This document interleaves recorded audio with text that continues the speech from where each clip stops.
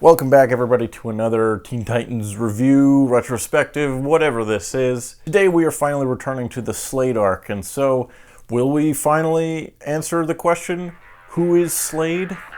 Let's find out.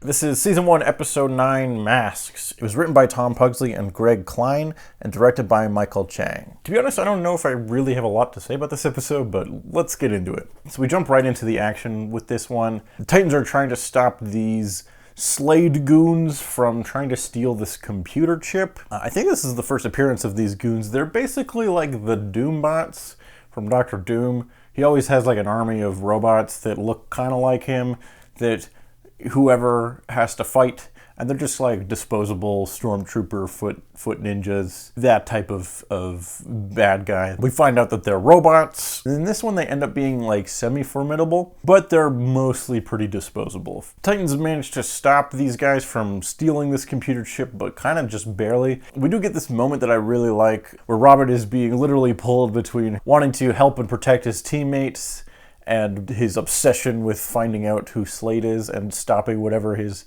evil plan is. And that's part of the main conflict and emotional through line of this episode. This is a Robin-focused episode. We're back into the like Slade plotline, so now we're getting to see Robin get more and more obsessed with trying to discover and defeat Slade. And we see more of a darker side of Robin in this episode, as we see him kind of use more and more morally ambiguous tactics in order to further the cause of finding and defeating Slade. We haven't talked about Robin a whole lot as of yet, as this is kind of the first big one that really gets into his emotional relationship to Slade and how that like factors into him as a character. Robin is voiced by Scott Menville, and he does a really, really good job. I think I like all the main cast in this show. Sue me.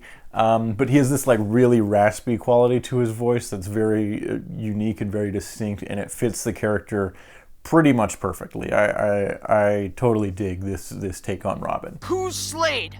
Why does he want this chip? So though the Titans stop these Slade bots from stealing this computer chip, they're still one step behind Slade. They don't know why he wanted this computer chip. They don't know what his deal is, where he is. And so although they stopped whatever his plan was today, they're not really any closer to learning more about him and stopping him in the grand scheme of things. Back at Titan's Tower, we see that Robin has like constructed this elaborate conspiracy board. There's some kind of fun Easter eggs in here where we see like some of the villains that have shown up in previous episodes amongst various like newspaper clippings, as well as many things that I think Robin has made himself that just say who is Slade. Also, this newspaper says Barthquake, which I'm sure is just a typo, but I still think it's pretty funny.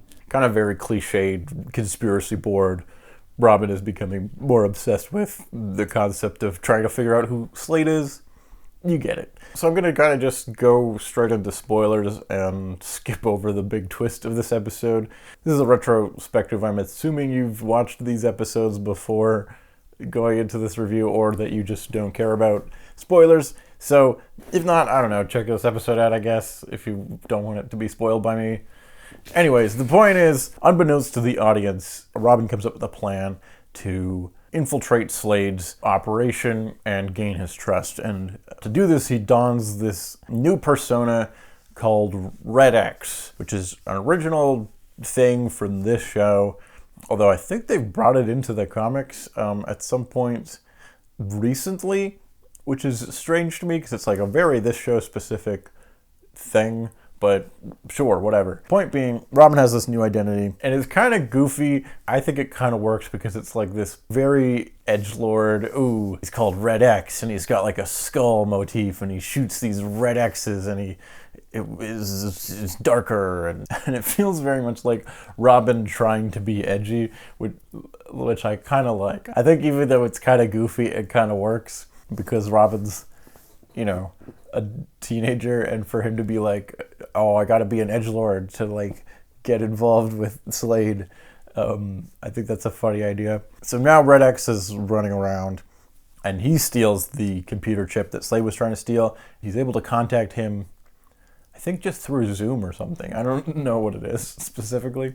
And he says, hey, I want to work with you. I heard you were looking for this computer chip. Let's team up. And Slade's like, well, I don't trust you because I don't know who you are. So if you steal these other 2 computer chips, then I'll have all 3. And then we can team up. And then I'm on board. So the Titans arrive to try to stop him. Red X has a fight with them. And it's kind of cool because we see that Robin has like a contingency to deal with all the different Titans' different abilities, basically. Much like how Batman has a contingency plan to deal with all the different members of the Justice League in case he has to ever fight them. It's also cool because we get to see Robin kind of like not hold back at all, which we don't really get to see. Robin's also like the only character in the Titans that doesn't have any powers, and thus makes him the least powerful member of the team. But it's kind of cool to see him be like super competent in this episode. Be like, oh yeah, I could definitely take you all out if with giving enough prep time. But it's also kind of like, oh, Robin's going like kind of dark in this episode.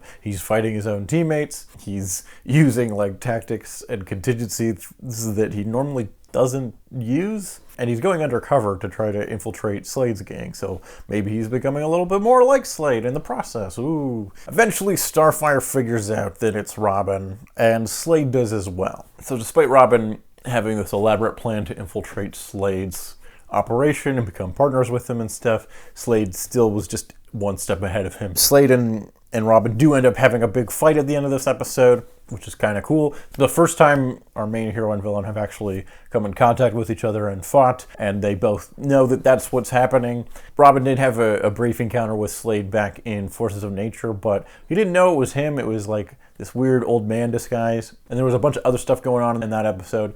This is the main focus that is happening. They have a rooftop chase. I kind of like this moment where Slade jumps across these rooftops that are like really far apart, and Robin has like a moment where he just hesitates, like he's not sure if he's going to be able to make that jump, but then does anyway. Slade is almost kind of pushing him to be stronger. They have a kind of cool fight on the rooftop with this neon red backdrop, which just kind of looks cool. Robin falls off the roof at one point during this fight, and then Slade saves him.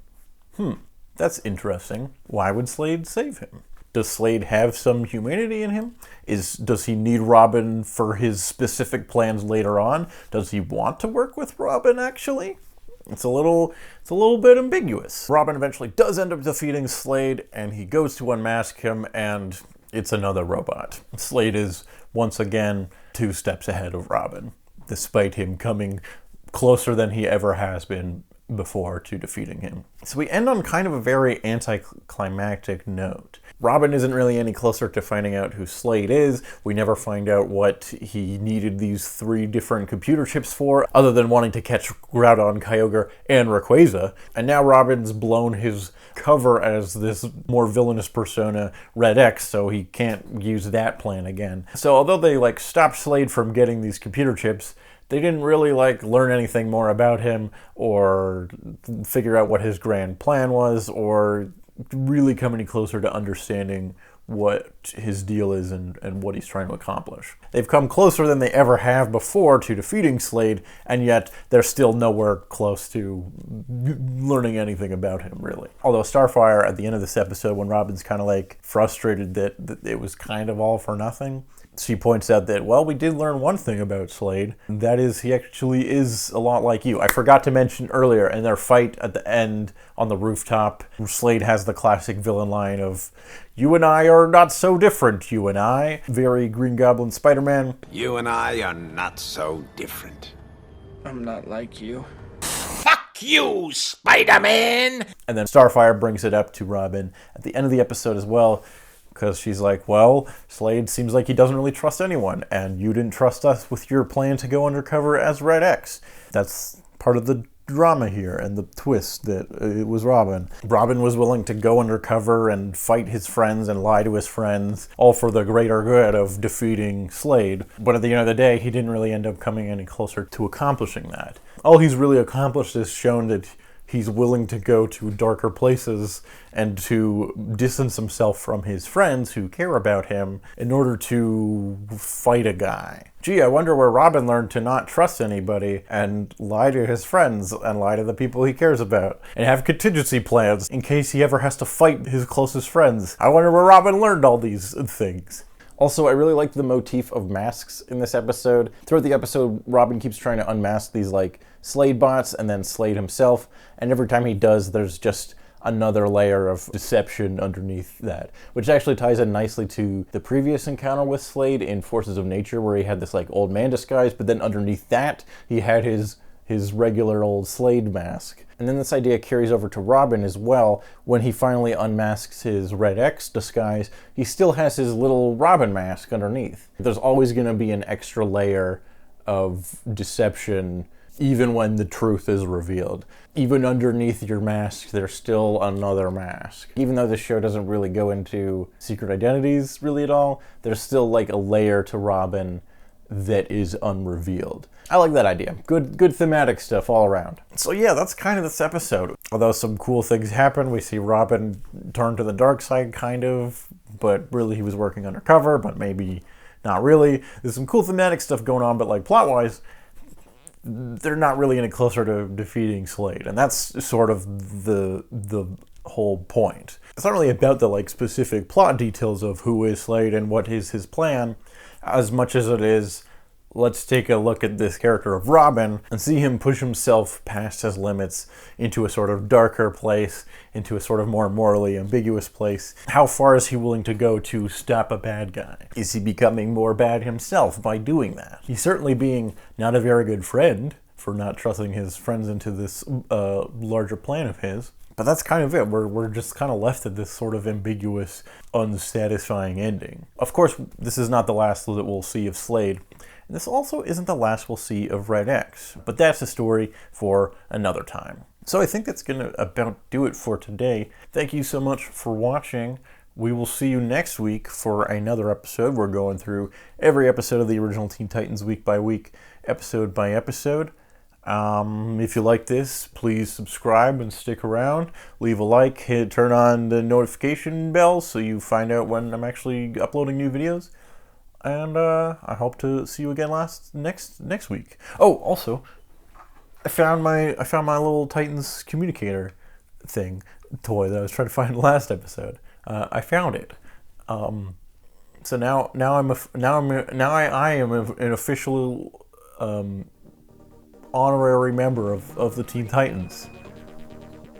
You can too if you went to Burger King into the early 2000s or whatever. See you next week. Titans go. Bye-bye.